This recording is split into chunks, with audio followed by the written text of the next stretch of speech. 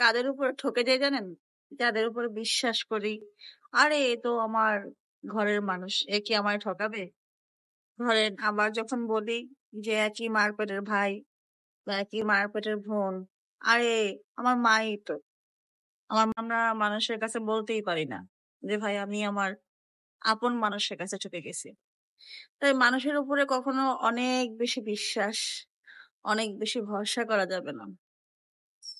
ধরেন আপনি একটা মানুষের অনেক বিশ্বাস করেন যে পৃথিবী এদিক থেকে ওই দিক হয়ে যাবে, কখনোই এই মানুষটা আমার ঠকাইতে পারে না। তাহলে আজকে এই কনফিডেন্সটা বন্ধ করে দেন।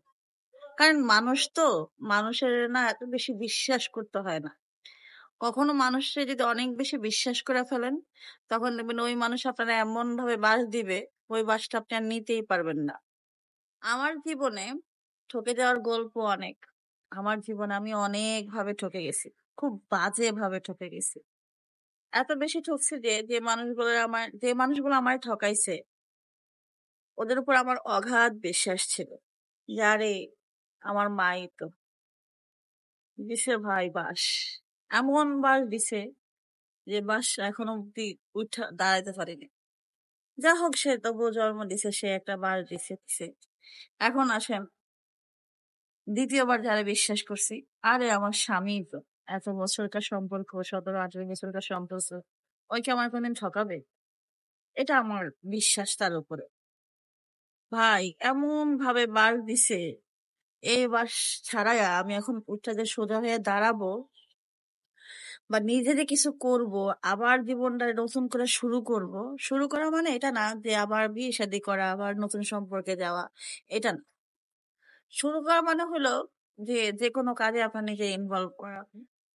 তো এই যে আবার নতুন করে দাঁড়াবো, ওই দাঁড়ানোটা এখন আর হয়ে উঠতেছে না। অনেক ভাবে নিজের ভিতরে নিজের কাটাছেঁড়া হইতেছে, অনেক ভাবে নিজে গুছাইতেছি, অনেক ভাবে নিজে খুব মোটিভেশন দেই। এটা আমি দেখছি ম্যাক্সিমাম মানুষের মধ্যে এই সমস্যাটা হয়, যে নিজে অনেকভাবে বুস্ট করতেছেন, পাঞ্চ করতেছেন, পুশ করতেছেন, কিন্তু কোনোভাবে উঠে দাঁড়াইতে পারতেছেন না। এই দাঁড়ানো না ওঠার কারণ কি জানেন? না ওঠার কারণ হলো আপনি ওই মানুষটাকে অনেক বেশি বিশ্বাস করে ফেলছেন। কোনোভাবে মানে মাথা থেকে বাদ দিতে পারতেছেন না। কোনোভাবেই মাথা থেকে বাদ দিতে পারতেছেন না যে এই মানুষটা আসলে আপনার সাথে বিশ্বাসঘাতকতা করছে। যখন এই মানুষটার আপনার আপনার সাথে প্রতারণাগুলো করে, তখন তারা খুব ঠান্ডা মাথায় ঠান্ডা মস্তিষ্কে করে। তাদের অনেক বেশি মানে হারিম-দারিম করে আস্তে করে এমন না। আপনারা ধীরে ধীরে মানুষ একটু করে পয়জন দিলে যেরকম হয়, একটু করে পয়জন দিলে হয় কি, একসাথে দিয়ে পয়জন দেওয়ার পর যে মানুষটার যতটুকু কষ্ট হয় বা সবাই দেখলে সেটা মনে করতে পারে যে না অমুকের পয়জন দিয়ে মারা ফেলছে। এরা এমন ভাবে মানুষের ধ্বংস করে না, এরা মানুষের ধ্বংস করে ধীরে আস্তে একটু করে ধ্বংস করে। সুতরাং মানুষকে না অনেক বেশি বিশ্বাস করবেন না। কখনো ভাববেনই না, কখনো এটাই ভাববেন না যে এই মানুষটাকে ছাড়া আপনার জীবনটা চলাটাই অসহায় হয়ে যাবে, এই মানুষটাকে ছাড়া আপনি কখনো চলতেই পারবেন না, বা আপনাকে ছাড়া ওই মানুষটার জীবনটা খুবই অসহায়, খুবই নির্দয়, মানে খুবই খারাপ অবস্থায় কাটবে। এটা কখনো চিন্তাই করবেন না। কারণ পৃথিবীতে কোনো মানুষের অত বেশি খারাপ অবস্থা হয় না। যদিও বা খারাপ অবস্থা হয়, যে ঠকে তার হয়, যে ঠকায় তার কিন্তু বেশি একটা অনুতপ্ত বা খারাপ কিছু লাগে না। সুতরাং আমরা ওই মানুষগুলোর কাছেই ঠেকা দেই, যে মানুষগুলোর আমরা বলি ধুর, আমার মায়ের পেটের ভাই, আমার মায়ের পেটের বোন, আরে আমার ঘরের স্বামী তো, আমার জন্মদাত্রী মাই তো, আমাকে কখনো ঠকাবে না। যে মানুষগুলোর উপর আমরা ওভার কনফিডেন্স করি, ওই মানুষগুলাই আমাদেরকে ঠকায়। আপনি খেয়াল করে দেখবেন, মায়ের পেটের ভাই কখনো আপন হয় না। আপনি আপনার বাপের ভাই চাচারে দেখেন, তাহলে আপনি অনেক কিছু বুঝতে পারবেন। এই যে আপনাদের যত সমস্যা, যত কিছু, ওগুলো কিন্তু অনেক দূরের সম্পর্কের মানুষজনেরা করে না। এই সম্পর্ক, এই সমস্যাগুলো তৈরি করে একান্ত কাছে যে মানুষগুলো আছে, রক্তের সম্পর্ক যাদের সাথে আছে, তাদের সাথেই মানুষের সম্পর্ক খারাপ হয়। দূরের মানুষের সাথে সম্পর্ক খারাপ হইলেও দূরের মানুষেরা আপনার অত বেশি ক্ষতি করবে না কখনোই। কখনোই করবে না। কারণ তারা আপনার সম্পর্কে জানেই না। সুতরাং ওই মানুষটাই বেশি ক্ষতি করে, যে মানুষটা আপনার সম্পর্কে জানে, বোঝে এবং কিভাবে আপনারা ঘায়েল করলে আপনি একেবারে শেষ হয়ে যাবেন, সেটা তারা আস্তে, আস্তে, আস্তে, আস্তে করে। ধরেন আমার জীবনের একটা মানে যেই বাসটা থেকে আমি কখনো উঠতেই পারি নাই সেটা হলো আমার সংসার। এই বাসটা থেকে আমি উঠতে পারি নাই। আর উঠাটা হয়তোবা এখনো আমার পক্ষে সহজ বিষয় না।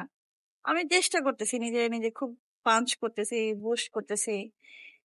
মানে আসলে কিভাবে দাঁড়াবো সেটা বুঝতেই পারতেছি না। আপনাদের সময় বিয়ে মানে কি? বিয়ে মানে হইলো একটা মেয়ের জীবনে তার ভরসার জায়গা।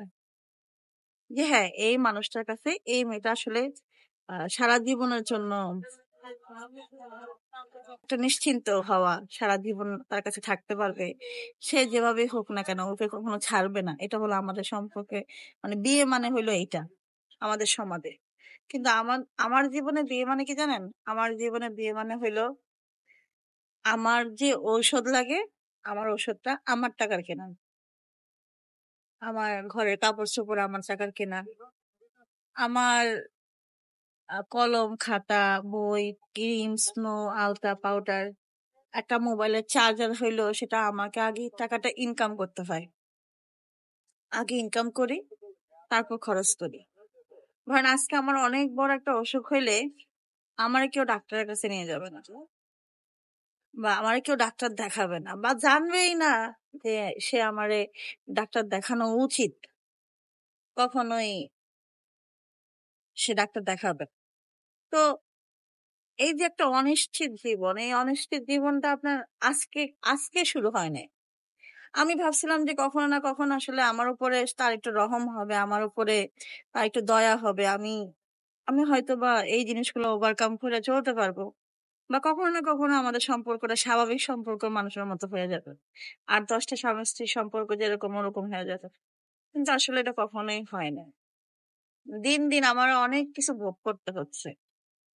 দিন, দিন অনেক যন্ত্রণা সহ্য করতে হচ্ছে। দিন, দিন যন্ত্রণার পরিমাণ আরো বাড়তেছে। কোনোভাবে কমতেছে না। একটা জিনিস কি জানেন? একটা পুরুষের যখন চরিত্র খারাপ হয়, সে কখনো এক ঘাটের মূল্য বোঝে না। যে ১৭ ঘাটে আপনার ডুব দিয়ে জল খাওয়ার মানুষ, সেটা পুরুষ হোক, নারী হোক, যেকোনো মানুষ হোক। যে কেন আপনি সে কখনো ওই মহিলা কখনো এক স্বামীর ঘরে সংসার করলে যে স্বাচ্ছন্দ্য, যে আনন্দে থাকতে পারবে সেটা সে ১০ পুরুষের সাথে মিশলে কখনো ওই আনন্দটা সে পাবে না। তেমনি এক পুরুষ যখন একটা সংসারে সুখী, সে জানে ওটার মুহূর্ত বা ওটার মোমেন্টটা তার কাছে কত মূল্যবান। সে যখন ১০ টা মেয়ের সাথে মিশবে সে কখনোই ওই আনন্দটা সে আর পাবে না। সুতরাং এরকম অনেক আছে, অনেক আছে। ১০ ঘাটে মুখ দিয়ে যার থাকা স্বভাব, সে কখনো এক ঘাটের মূল্য বুঝবে না। তো এই যে একটা অনিশ্চিত জীবন, এখন নিজের জীবনটা সেট করব, না বাচ্চাদের জীবন সেটেল করব, না নিজে কাজ খুঁজতে বের হবো, না কাজের সময়টা বাচ্চাদেরকে পড়াবো। আমি যখন নিজে মায়ের কষ্টে বড় হয়েছি, মায়ের অভাবে বড় হয়েছি, তখন আমি মানে নিজে প্রতিজ্ঞা করছিলাম যে আমি কখনো চাকরি করব না। কারণ একা বাচ্চা মানুষ হওয়া অনেক কষ্ট। কিন্তু এখন দেখলাম যে আসলে আমি ভুল ছিলাম। আগে আমার জীবনটা সেট করা দরকার ছিল। আমার নিরাপত্তাটা আ বেশিই দরকার ছিল। আমার নিরাপত্তাটা হইলে আমি অন্যের নিরাপত্তা নিতে পারতাম। সুতরাং আগে নিজের ক্যারিয়ারটা দাঁড় করান।